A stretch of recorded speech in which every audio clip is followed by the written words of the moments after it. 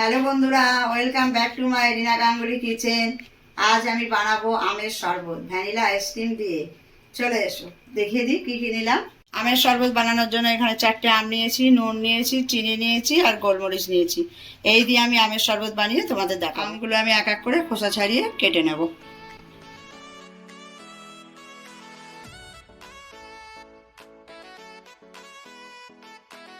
আমি আমটা piece piece করে এইভাবে কেটে নেব।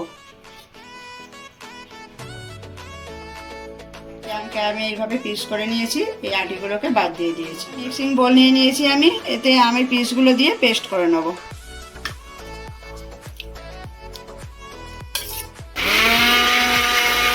আমটা আমি অর্ধেক পেস্ট করে নিয়েছি, এর মধ্যে এখন আমি চিনি দেবো আর এর মধ্যে নুন দিয়ে দেবো। এটা আরেকবার পেস্ট করে নেব। আমটা আমার ভালোভাবে পেস্ট হয়ে গেছে। আমের পেস্টটা এখানে আমি ঢেলে নিয়েছি, এটা আমের পিউরিও বলে। খানিকটা আমি আমের পেস্ট নিয়ে নিয়েছি, এর মধ্যে দিয়ে দেবো আইসক্রিম। এতে দেবো হালকা অল্প জল।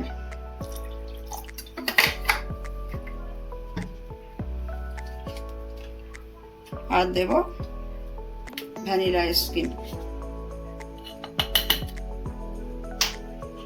এটা আমি একটু ঘুরিয়ে নেব। এটা আমার পেস্ট করা হয়ে গেছে, এটা আমি গ্লাসে ঢেলে নেব।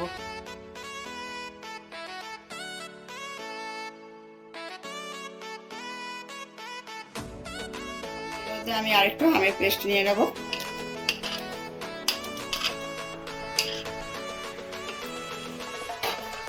এতে দিয়ে দেবো গোলমরিচ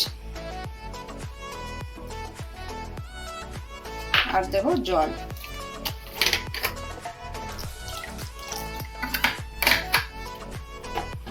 এটা আমি মিক্সিতে ঘুরিয়ে নেব। হয়ে গেছে, এটাও আমি গ্লাসে ঢেলে দেবো।